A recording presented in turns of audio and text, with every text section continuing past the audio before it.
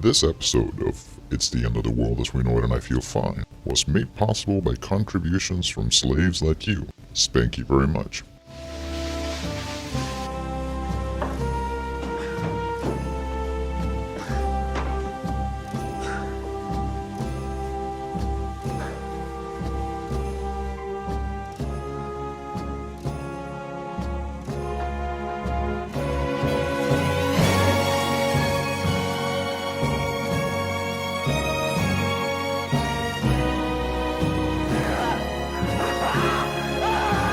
It's the end of the world as we know it, and I feel fine.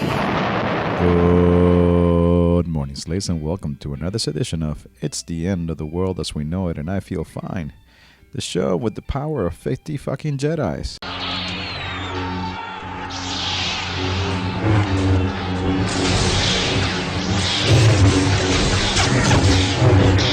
I am your host, the Stimulator, and I know you are just dying to see some Ukrainian riot porn.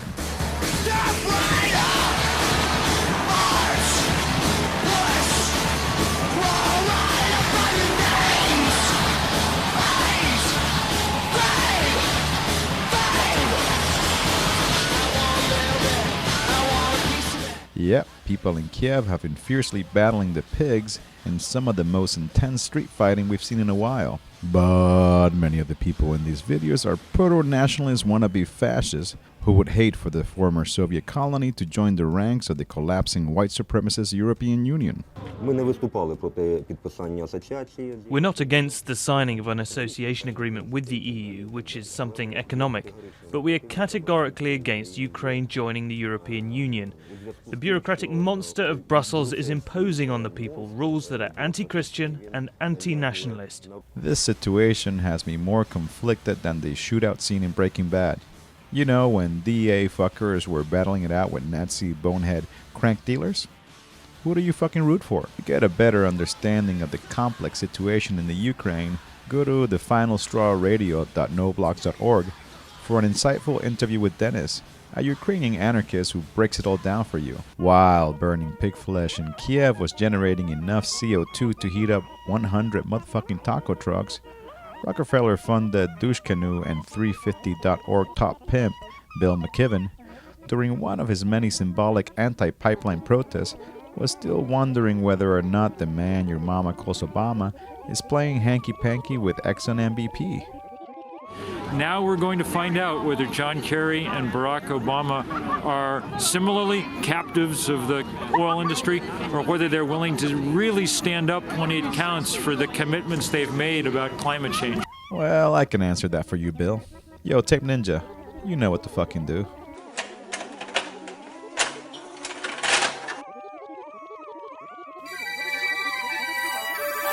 I bring a message from your master. I believe that we should continue to expand oil production in America. Now, we're not going to stop drilling in the Gulf tomorrow, folks. Let's be realistic. There are 48,000 wells out there. Slaves you were, and slaves you remain. Meanwhile, in Michigan, 3 women who were actually stopping a tar sands pipeline were found guilty of monkey-wrenching the corporate death machine and face up to 3 years in prison. Vicky Hamlin, Lisa Leggio, and Barb Carter interrupted the construction of an Enbridge tar sands pipeline in Michigan last summer and were charged with trespassing, resisting, and obstructing a police officer. Don't doubt for 1 second the ripple effect of what you do. You throw one little stone and it creates a ripple. Do not forget that. Speaking of pipelines, our comrades at the Unistoten camp have issued an urgent statement calling on all allies to help stop the construction of the Pacific Trails pipeline, a ginormous metal tube that will bring frack gas from the so-called British Columbia gas basin to the Pacific Ocean. The communique reads, "It's time for us Wet'suwet'en to hunker down and assemble all the allies and supporters and begin working at shutting down the present construction phase. All researchers and activists who have committed to helping us need to step up now and provide help where you can." In case you didn't know, the Unistoten started building a blockade in their territory 4 years ago in anticipation of this very fucking project. So now the time for action has come. We are Wet'suwet'en people, and the territories that they're talking about belong to our people. They don't belong to a tribal council, they don't belong to bands, they don't belong to industry, and they certainly don't belong to government. If anybody wants to try and force pipeline through our territories, they're going to meet resistance. While brave comrades battle industry in the wild, peeps in the shitty face the brutal oppression of the motherfucking police. In 2003, the pigs murdered over 300 people in the US alone. Many of these folks are blacks, Latinos, and street folks. Just last week, the Montreal Popo killed 41-year-old Alain Major, a mentally ill homeless man. And late last year in Durham, North Cackalack, 17-year-old Jesus Huerta was shot in the head while handcuffed in the back of a pigmobile. Even more disturbing is the case of Kelly Thomas, a schizophrenic man beaten to death by 3 cowardly coppers in the OC, and the whole thing was captured on video. No, see my fist? Yeah, what about him? He's getting ready to fuck you up. Oh, shit! No!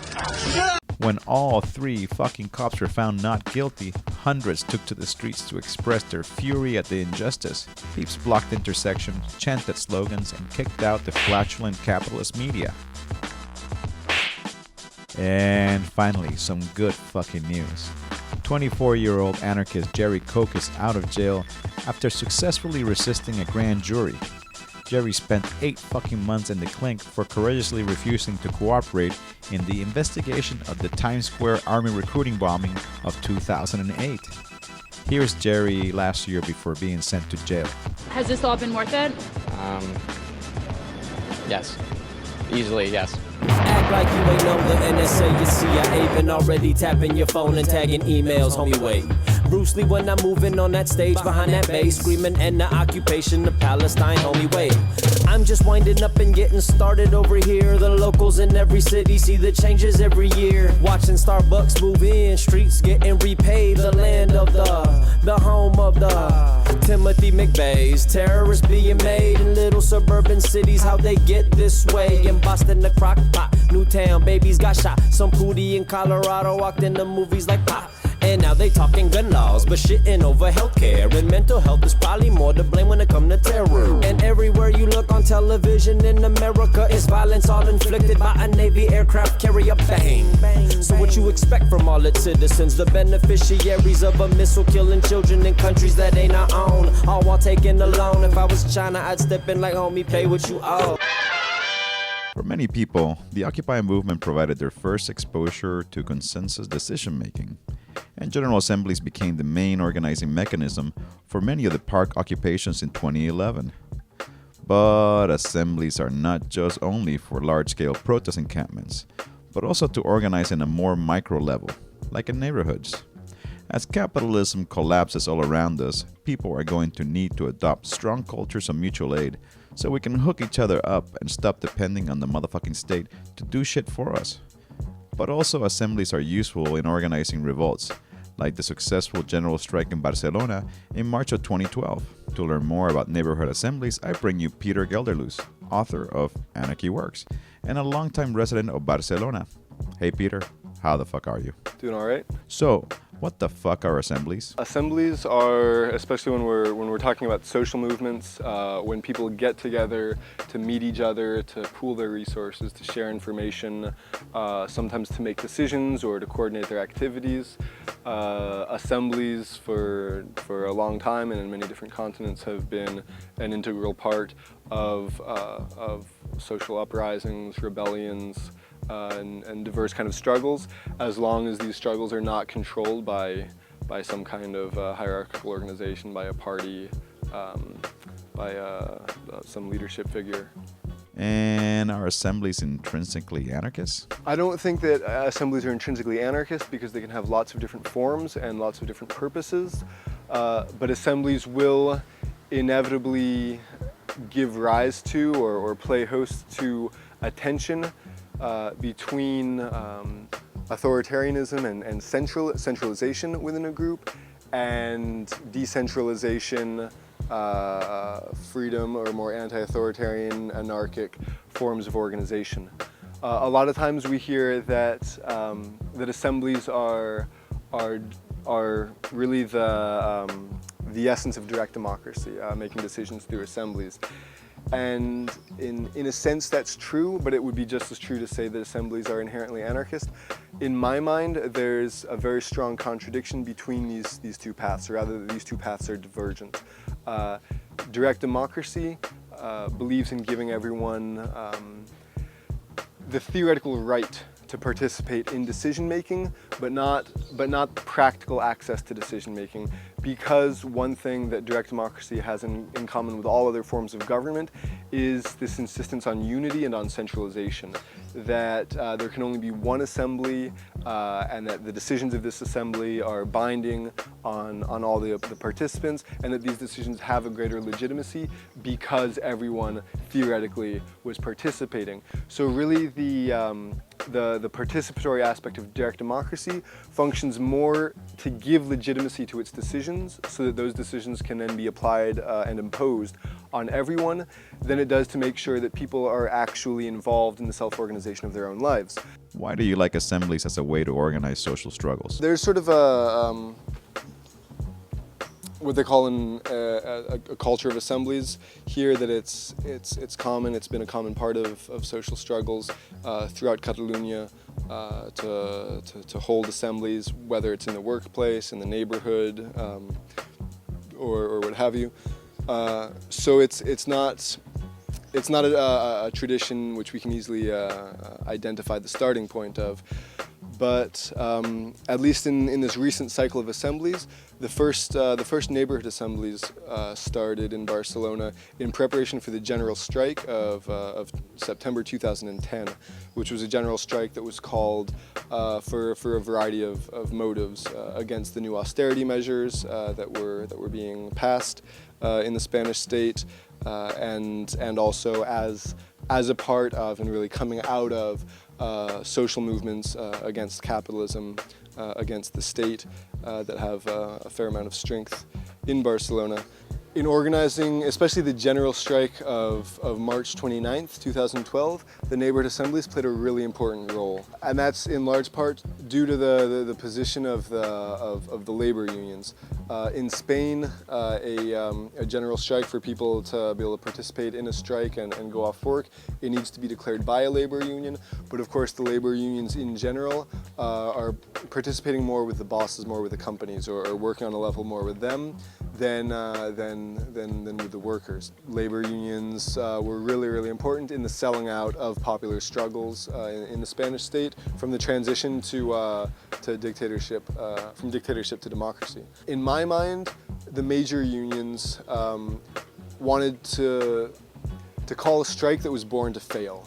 Or at the very best, in the best case scenario for them, they would have really large participation but wouldn't get out of hand, wouldn't turn into riots, and would be just sort of a walk in the park. So they called that general strike with just 3 weeks advance notice, basically in a bid to not give time to these other groups and other people, these other spheres of the social movements, to organize for the strike, so that since they're the ones with all the resources, they would be the ones who would be able to define the strike. And in fact, they didn't even do any propaganda for the strike. They didn't put up posters for the strike and all that, at least not in Barcelona, until 1 or 2 days before the strike. The neighborhood assemblies, even though when we all found out what the day of the strike was, everyone threw themselves into it. They threw their shoulders to the wheel and really took on a tremendous effort to inform everyone in the neighborhood about the general strike. And of course this was going on in every neighborhood, to make their own propaganda, to make their own posters and flyers about the general strike, to talk about